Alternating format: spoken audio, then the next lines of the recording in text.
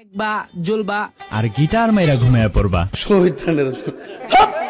স্ক্রিনে যারা দেখতে পারতেছেন এই মেয়েটার আমি পার্সোনালি খুব বেশি একটা চিনি না, তবে আমি শুনেছি এই মেয়েটা নাকি খুবই স্মার্ট একটা মেয়ে, আর এই মেয়েটা নাকি এককালে চিকন ছিল আর এখন নাকি সে মোটা হয়েছে, আর এইটাই নাকি তার সফলতার সবচেয়ে বড় একটা কামব্যাক। কিন্তু ভাই খালি তার মোটার দিকটা চিন্তা করলে চলবে? তার যে বড় হয়েছে এটা কি আপনারা বলবেন না? কি আপনাদের কি বলা উচিত না? আপনারা কি বলবেন না? আরে মনের কথা বলতেছি পাগল, মন মন। কারণ দেখো যত বড় মানুষ তার তত বড় মন। তাহলে আপু আগে থেকে অনেকটা মোটা হয়েছে, তাহলে আপুর মনটা অনেকটা বড় হয়েছে, স্বাভাবিক। এখন তুমি যদি আবার এই মনের অন্য কিছু কল্পনা করে তোমার ভিন্ন কিছু হাতের কাজ সেরে ফেলো, তাহলে তবে এর জন্য কর্তৃপক্ষ দায়ী নয়। তবে সাবধান, ভিন্ন কিছু হাতের কাজ শেষ করতে গিয়ে তোমার মহামান্য ঘর থেকে যাতে লাথি খেয়ে বের হয়ে যাওয়া না লাগে। তাই আরিয়ান লাগাও বিশেষ দ্রষ্টব্য যে এই ভিডিওটা দেখার জন্য তোমার অবশ্যই দুইটা জিনিস থাকা লাগবে, এক হলো ধৈর্য আর দুই হলো হেডফোন। আর এর কোনোটাই যদি তোমার কাছে না থাকে তাহলে ভাই অযথাই ভিডিওটা দেখো না, কারণ তা না হলে এক হইলে ভিডিওটা শেষ হওয়ার আগে তোমার শেষ হয়ে যাবে হাতের কাজ, আর না হয় তোমার বাপ মা যদি এই ভিডিওটা দেখা অবস্থায় তোমারে দেখে ফেলে তাহলে এই ভিডিওটা তোমার জীবনে দেখা শেষ ভিডিও হয়ে যাবে। এখন মুরব্বীরা বাচ্চাদেরকে দূরে রেখে আবার আপনারা নিজেরা দেখা শুরু করেন না। তো নো রিস্ক নো ঝুঁকি, লাগা হেডফোন।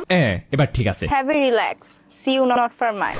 ওই দেখা যায় তাল গাছ, সাথে দুটি ডাব। এই দুটি ডাব নিয়ে তাল গাছের কি ভাব? সেই ছোট দুটি ডাব নিয়ে সে নিজেরে ভাবে সেরা, ভাবনাই সে ক্যাটরিনা ক্যাফ, আসলে তো সে ভেড়া। কারণ কন্টেন্টের নামে সে দেও দেখে কামাইছে সব ভিউজ, কোয়ালিটির থেকে তার ভিডিওতে বালগারিটি থাকে হিউজ। আবার কেউ তারে নিয়ে কথা বললে সে তারে বলে স্পাইসি নাকি আরো লাগবে। আমি চিন্তা করি আজকের রোস্টের পর সে স্পাইসির চোদনে কোথায় গিয়ে ভাগবে। তবে সমস্যা নাই, আজকে শুধু সে একা নয়, তার সাথে থাকবে তার যমজ বোন উর্ফি জাবেদ আয়াত, যার এক ভিডিও দেখলে হাত মারতে মারতে তোমার কমে যাবে অর্ধেক হায়াত। কারণ গুণ দিয়ে তো তার পেট চলে না, আর নাই তো রূপের বাহার, তাই পেট চালাই সে তার ডাব দেখিয়ে আর রূপের নাম করে পাহাড়। আর এই পাহাড় দেখিয়ে তার ক্লায়েন্টের ভাই আজ কোনো নাই শেষ। কয়দিন পর পরই যাই সে কক্সবাজার ট্যুরে, সাথে নিয়ে আসে লেটেস্ট আইফোন। বা আপুর দিন তো কাটতেছে বেশ। তবে এই দিন তো ভাই শেষ দিন নয়, এই দিনের পর তো ভাই আরো দিনও আছে। অশ্লীলতা করে আপু আপনি কারেই বা পার পেয়ে যেতে দেখছেন, আর অন্যায়কারীরা কতদিনই বা বাঁচে। তো আজকে আপু আপনাদের ভিন্ন রূপে অন্যায়ের হিসেব নিতে হয়ে এসেছি আপনাদের ক্লায়েন্ট। তো ডোজটা কিন্তু আপু বাকিদের তুলনায় একটু বেশিই হবে। হ্যাভ এ রিল্যাক্স আপু, see you not for mine।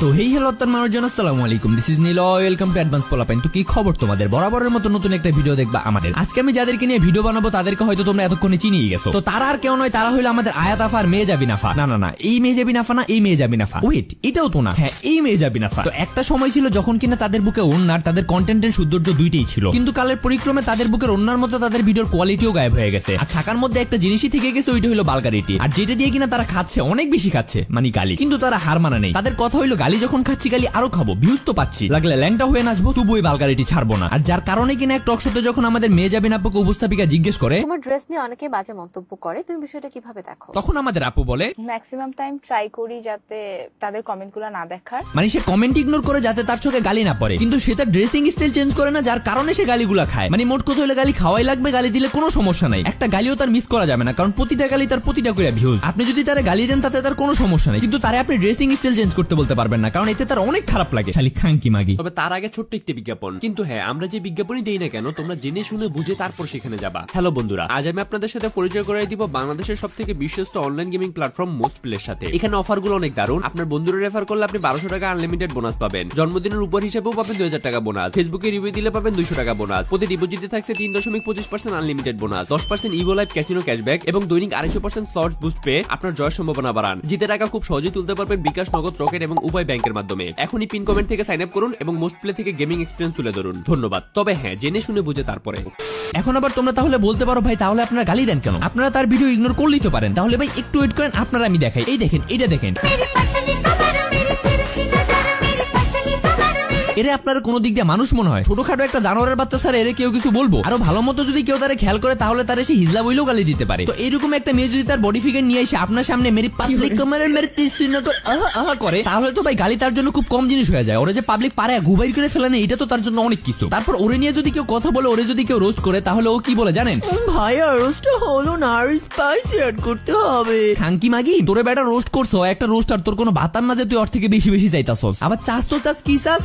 Spicy চাস। রানের চিপাই যখন লাল মরিচের গুঁড়া দিয়ে একটা চাপ দিব না, তখন স্পাইসি তোর পিছন দিয়ে বেরিয়ে যাবে খ্যাঙ্কি ম্যাগি, আর ভুলে যাবি তখন তোর কি নাম আর তোর কি পরিচয়। একটা এরিয়া কাঁপাইতে 50 জন লাগে না। আপুর মতো একজন থাকলেই না, পুরো দেশ কাঁপাইতে তার ওইটাই যথেষ্ট। আর আপু আপনি একটু দেখান তো আপনি কি দিয়ে পুরো এরিয়াটা কাঁপান?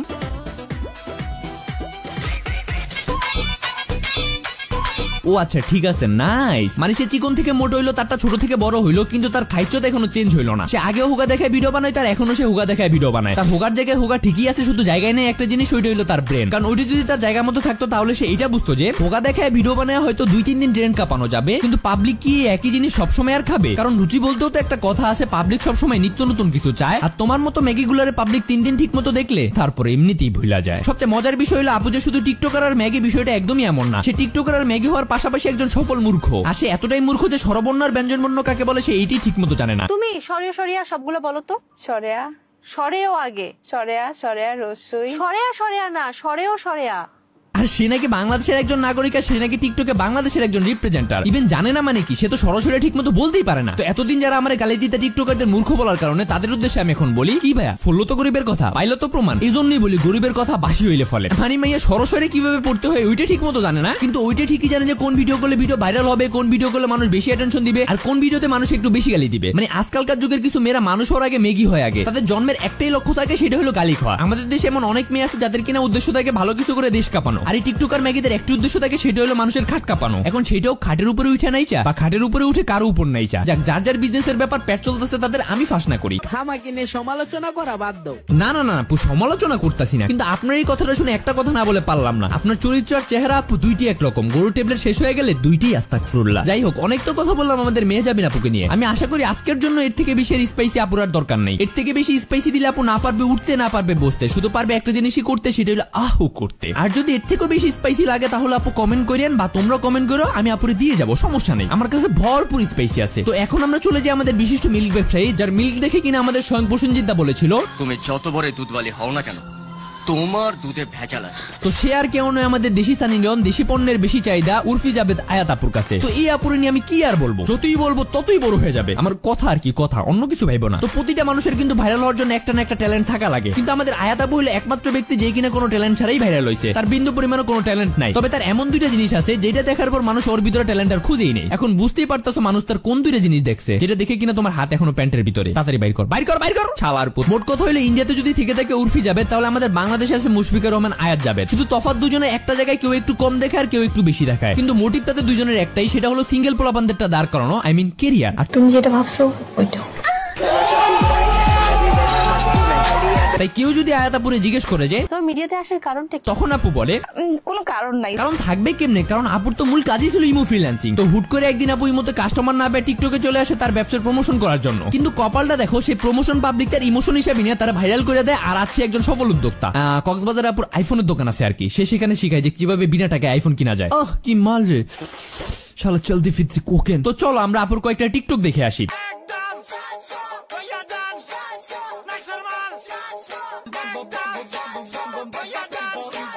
আরিয়ান, আমি তার টিকটক লাগাইতে বলছি, তার ব্যবসার প্রমোশনের ভিডিওর কথা লাগাইতে বলি নাই। আরেকটা লাগাও মিয়া। আরে আরে কি করো মিয়া, আমি আরেকটা ভিডিও লাগাইতে কই, সরে লাগাইতে কই নাই তো। ছাড়ো মিয়া, ছাড়ো ছাড়ো ছাড়ো। এটা আগে তুমি বলবা না? গোলাপের রং লাল, লঙ্কা অনেক ঝাল, এদিক ওদিক কি দেখছো তুমি আমার মা। মেরি জান, আমি তো সেটাই বলি, আকাশের রং নীল আর তোমার আছে খালবিল। তো এখনো বসে কি ভাবছো পাগল, চলো না দুজন কক্সবাজারে গিয়ে একসাথে নেই ফিল।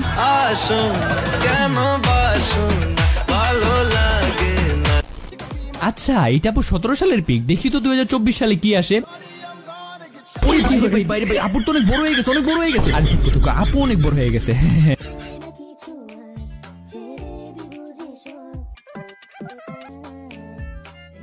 আমি বুঝলাম না, আপুর যদি টি শার্টটা নামাইতেই হইতো তাহলে সে আগে টি শার্টটা উঠে রাখলো কেন, আর যদি উঠেই রাখা লাগতো তাহলে সে পরে টি শার্টটা নামাইলো কেন। মোট কথা কি জানো, এখানে আপুর কোনো দোষ নেই। ঠিক বলেছেন। টি শার্ট যে আপুর উপরে উঠানো ছিল এটা কি ছিল আপু ভুলে, সে চেয়েছিল টিকটকটা করবে টি শার্টটা একদম খুলে, কিন্তু পরে যখন তার মনে পড়ে সে টি শার্টটা খুলে নাই, তখন সে তাড়াতাড়ি করে টি শার্টটা নামিয়ে ফেলে পরবর্তী ভিডিওতে টি শার্ট খুলে ফেলবে। তাই কিন্তু পুরা কপাল, টি শার্ট খোলার আগে চলে আসে তার কক্সবাজারের এক কাস্টমার ভাই, আর যার কারণে তোমাদের আপু তোমাদেরকে আর টি শার্ট খোলার ভিডিওটা দেখাইতে পারে নাই।